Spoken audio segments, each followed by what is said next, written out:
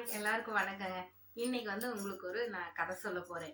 அதாவது நம்ம நடக்கிற விஷயத்தை பத்தி தான் கதை. அதை நம்ம சுருக்கமா உங்களுக்கு சொல்றேன். நான் ஏதோ புஸ்தகத்துல படிச்ச கதை தாங்க இது. ஒரு ஒரு ஊர்ல ஒரு காக்கா இருந்துச்சுங்களா. அந்த காக்கா ரொம்ப வருத்தத்துல இருந்ததாமா. என்ன வருத்தம்னு பார்த்தா நம்ம கருப்பா இருக்கிறோமே அப்படின்னு சொல்லி போட்டு ரொம்பவும் ஒரு கவலையாவது எப்ப பார்த்தாலும் ஒரு சோகமாவே இருந்ததாம். அப்புறம் ஒரு முனிவர் அந்த அந்த அந்த அப்ப நடந்து வந்துட்டு இருந்தாரு. அவர் ஏம்மா இப்படி நீ சோகமா இருக்கிற காகம் அப்படின்னு கேட்கும் போல அந்த காகம் சொல்லிச்சா, இல்லைங்க ஐயா, நான் கருப்பா இருக்கிறேன். அதனால எனக்கே என்ன பிடிக்க மாட்டேங்குது, மத்த யாருக்கும் என்ன பிடிக்க மாட்டேங்குது, இப்படி என்ன கருப்பா படைச்சிட்டாங்களே அப்படின்னு சொல்லி கேட்கும் போல, சரிப்பா என்னை நீங்க மாத்த முடியும்னா வேற ஏதாவது பறவையா மாத்துங்க அப்படின்னு போல. சரி உன்னை மாத்துறேன், நீ என்ன பறவையா மாறணும்னு ஆசைப்படுற அப்படின்னு கேட்கும் போல, நான் புறாவா பிறக்கணும், புறாவா மாறணும் அப்படின்னு சொல்லிச்சான். ஏன் அப்படி கேக்குறேங்களா, புறா வெள்ளை வெள்ளையா இருக்குல்ல, வெள்ளை கலர்ல அழகா இருக்கு, அதனால நான் புறாவா மாறணும் அப்படின்னு சொல்லி காகம் சொல்லிச்சான். அப்ப முனிவர் சொன்னாரு, சரி உன்னை நான் புறாவா மாத்துறேன், அதுக்கு முன்னாடி நீ புறா கிட்ட போய் கேட்டுட்டு வா, அதோட லைஃப் எப்படி இருக்குங்கிறத பத்தி நீ பேசிட்டு வா அப்படின்னு சொல்லியிருக்கு. சரின்ட்டு இந்த காகம் போய் ஒரு வெள்ளை புறாவை பார்த்து கேட்டுதான், நீங்க ரொம்ப அதிர்ஷ்டசாலி, நீங்க அழகா இருக்கீங்க, வெள்ளையா இருக்கீங்க, நான் உங்களை மாதிரி மாறணும்னு ஆசைப்படுறேன் அப்படின்ச்சான்.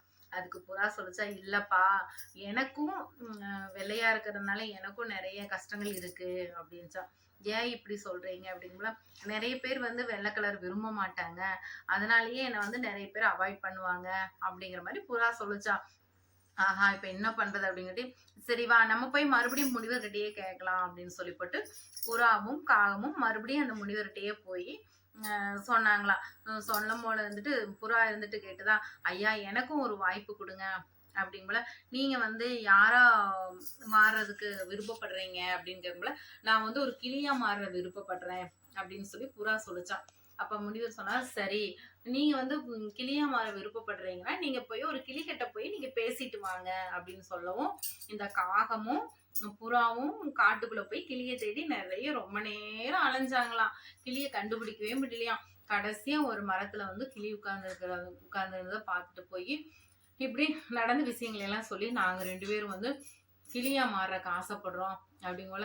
கிளி சொல்லிச்சா, ஆஹா நீங்க என்ன போல மாறணும்னு ஆசைப்படுறீங்க, எனக்கும் நிறைய இன்னல்கள் இருக்கு அப்படிங்கல. என்ன சொல்லுங்க, நீங்க எவ்வளவு நேரம் என்ன தேடுனீங்கன்னு சொன்னீங்க, என் கலர் தான் எனக்கும் பிரச்சனை, நான் பச்சை நிறமா இருக்கிறதுனால நீங்க செடி கொடிகள் எல்லாமே பச்சை கலரா இருக்கிறதுனால என்னை கண்டுபிடிக்கிறதுல உங்களுக்கு சிரமம் இருந்தது, அதே மாதிரிதான் நான் பச்சை கலரா இருக்கிறதுனால எனக்கும் நிறைய சிரமங்கள் இருக்கு, என்னோட லைஃப் ஸ்டைல்லையும் நிறைய சிரமங்கள் இருக்கும் அப்படின்னு சொல்லவும், இப்ப என்ன பண்றது அப்படிங்கல. சரி நம்ம 3 பேருமே போய் முனிவரை பார்க்கலாம் அப்படின்னு சொல்லிட்டு இவங்க 3 பேருமே போய் முனிவரை பாக்குறாங்களாம்.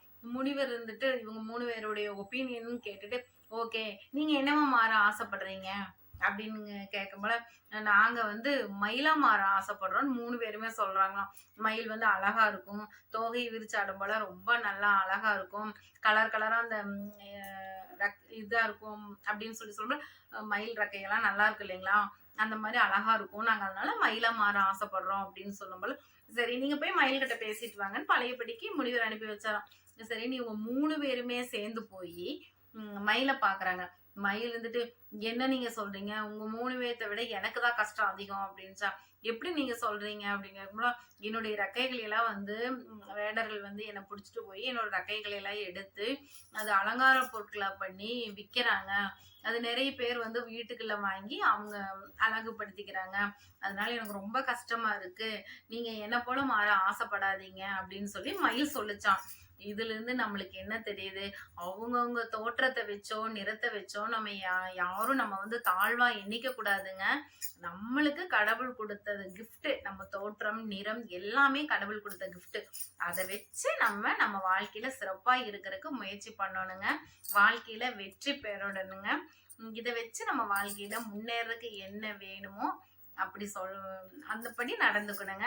ஓகேங்க, இந்த கதை பிடிச்சிருக்கான்னு பார்த்து லைக் பண்ணி சப்போர்ட் பண்ணுங்க, எங்க சேனலுக்கு சப்ஸ்கிரைப் பண்ணுங்க. இன்னும் இதை போல நிறைய மோட்டிவேஷனல் கதையை நான் தினமும் சொல்றேன், கேளுங்க, சப்போர்ட் பண்ணுங்க. ஓகேங்களா, தேங்க்யூ.